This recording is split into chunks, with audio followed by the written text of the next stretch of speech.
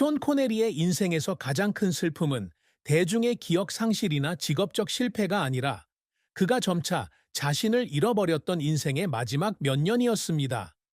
그는 강하고 당당한 사람이었으며 날카로운 기억력과 자신감 넘치는 태도를 지녔습니다.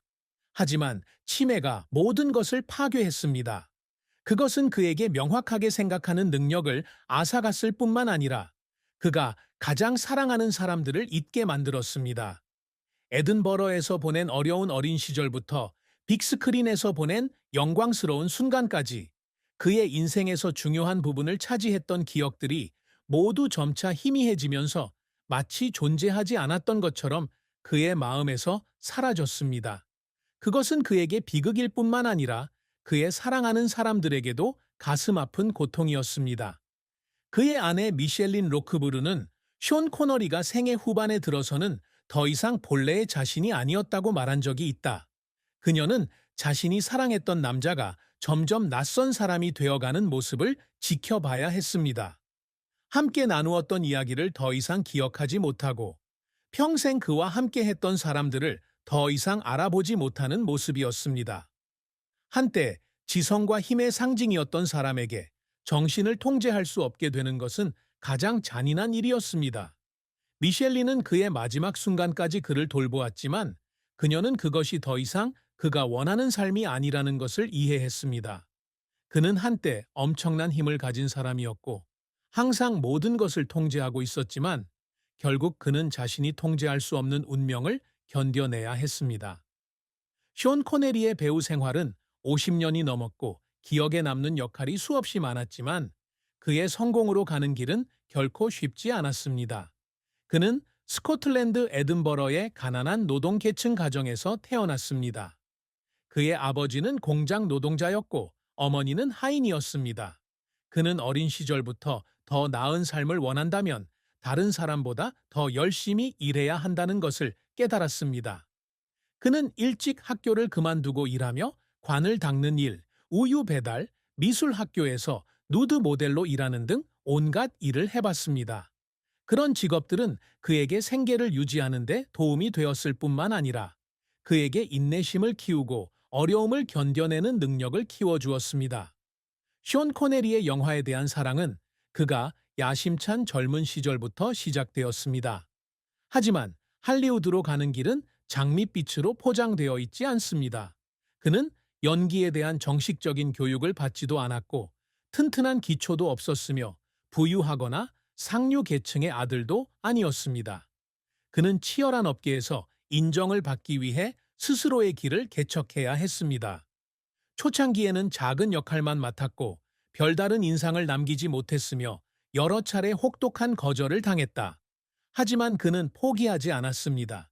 그는 뛰어난 결단력과 의지력으로 꾸준히 연습하고 연기력을 갈고 닦으며 점차 자신의 실력을 증명해 나갔습니다. 쇼 코네리의 경력에 있어서 획기적인 전환점은 1962년 영화 닥터 본드에서 제임스 본드 역을 맡으면서 찾아왔습니다. 아니요, 그 전까지는 억양이 강하고 태도가 거친 스코틀랜드 소년이 우아함의 상징이 될 수 있다고 믿는 사람은 아무도 없었습니다. 제임스 본드 캐릭터를 창조한 작가 이언 플레밍조차도 쇼 코너리의 캐스팅에 반대했습니다. 하지만 코너리는 자신이 완벽한 선택임을 증명했습니다. 그는 제임스 본드에게 세련미, 위험함, 매혹적인 남성성이 혼합된 강력한 매력을 선사했습니다. 이 역할은 그를 스타로 만들었을 뿐만 아니라 스파이 영화의 모습을 완전히 바꾸어 놓았습니다.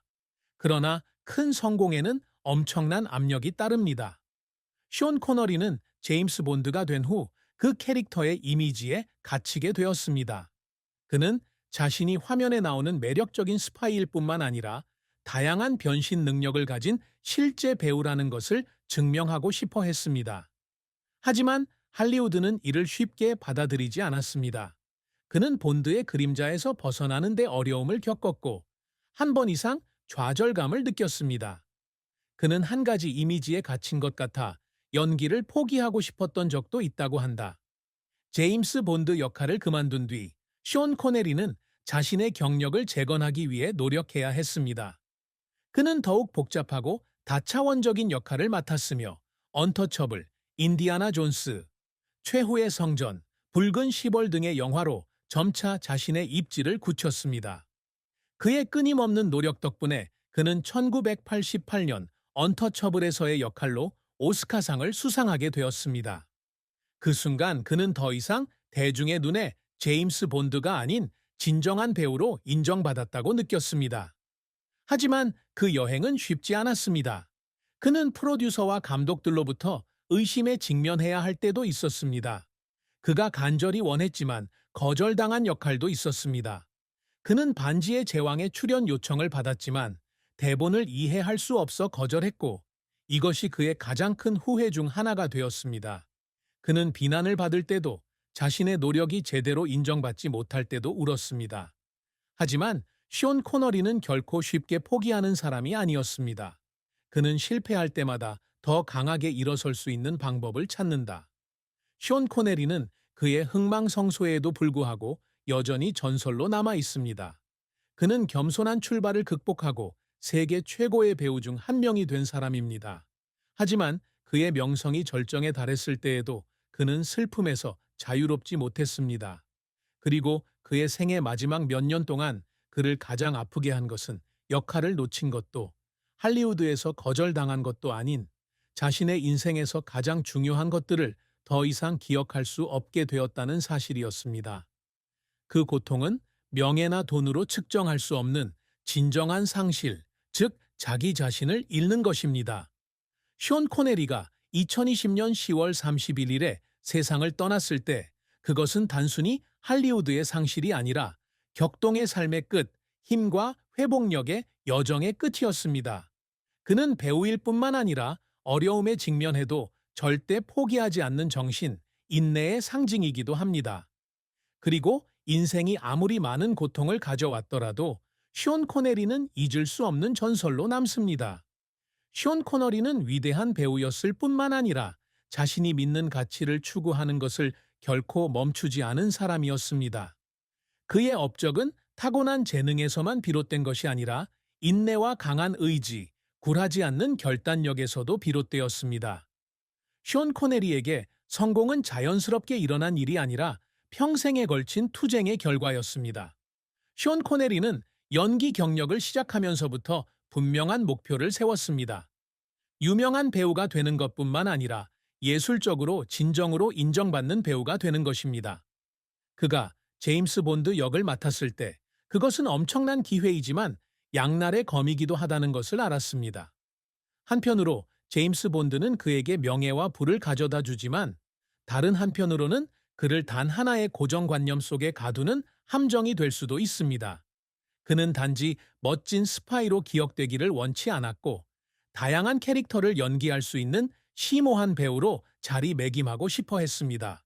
그래서 쇼 코네리는 제임스 본드 시리즈로 경력의 정점에 있을 때에도 끊임없이 자신을 표현할 수 있는 다른 기회를 찾았습니다. 그는 액션과 모험 영화부터 심리적으로 심오한 영화까지 다양한 역할을 시도했습니다. 그는 여전히 가장 인기 있는 스타 중 하나였지만 1971년 제임스 본드 역을 그만두고 경력의 새로운 방향을 모색했습니다. 하지만 그 길은 쉽지 않습니다. 그가 본드 이미지를 떠났을 때 할리우드에서 자신이 더 많은 작품을 할 수 있다고 설득하는데 어려움을 겪었습니다. 감독과 프로듀서들은 여전히 그를 영 이 이상으로 보지 않았고 그는 더 도전적인 역할을 맡는데 어려움을 겪었습니다. 쇼 코너리가 항상 자랑스러워하는 업적 중 하나는 제임스 본드의 그늘을 성공적으로 극복하고 다양한 역할로 빛나는 경력을 쌓았다는 것입니다. 그는 언터처블에서의 역할로 오스카상을 수상했는데 본드와 같은 상징적인 역할을 맡은 사람이라면 누구나 수상할 수 있는 일은 아닙니다. 하지만 그에게 가장 중요한 것은 상이 아니다. 그가 자랑스러워하는 점은 배우가 고정된 틀에 갇힐 필요가 없다는 것을 증명했다는 점입니다. 그는 안전지대를 벗어나 도전했고 자신만의 방식으로 성공했습니다. 쇼 코너리가 배우로서의 경력 외에도 항상 이루고자 했던 것 중 하나는 국제 무대에서 스코틀랜드의 위상을 높이는 것이었습니다. 그는 자신의 고향 스코틀랜드를 자랑스러워하는 사람이며 세계적인 스타가 되었음에도 불구하고 그는 결코 자신의 고향을 잊지 않았습니다. 그는 자신의 명성을 활용해 스코틀랜드 독립을 위한 운동에 앞장서고 자선 사업에 기부하며 영화 산업에 종사하는 젊은 인재를 지원하고 있습니다. 그는 스코틀랜드가 더욱 독립적인 지위를 가져야 한다고 믿고 자신의 견해를 옹호하는 것을 두려워하지 않습니다. 이 때문에 그는 정계에서 논란의 대상이 되었지만 그는 결코 후회하지 않았습니다. 그에게는 자신이 믿는 바를 위해 싸우는 것이 어떤 명예보다 더 중요했습니다. 사랑과 결혼은 쇼 코네리의 삶에서 중요한 부분이었지만 그는 또한 많은 슬픔과 상실을 겪었습니다. 그는 2번 결혼하였고 각각의 결혼은 그에게 깊은 상처를 남겼습니다. 다이앤 칠렌토와의 첫 번째 결혼 생활은 1962년부터 1774년까지 이어졌습니다. 처음에는 열정적인 커플이었지만 점차 일과 삶의 압박으로 인해 사랑이 식었습니다. 다이앤 칠렌토는 쇼 코너리가 강하고 야심찬 사람이지만 때로는 너무 강하고 접근하기 어려운 사람이라고 말한 적이 있다. 그들의 결혼 생활은 갈등 없이는 이루어질 수 없었고 결국 그들은 헤어지기로 결정했습니다. 쇼 코너리는 첫 번째 결혼 후 프랑스 모로코 화가인 미셸린 로크브룬을 만났다. 이 여인은 그의 생애가 끝날 때까지 40년 이상 그와 동행했던 사람입니다. 미셸린은 그의 아내일 뿐만 아니라 그의 친구이자 누구보다 그를 더 잘 이해하는 사람이었습니다. 그들은 깊은 사랑을 하지만 기복도 있습니다. 미셸린은 쇼 코너리와의 삶이 항상 쉬운 것은 아니었다고 말한 적이 있다. 그는 일 중독자이며 때로는 직장 생활에 너무 집중하다 보니까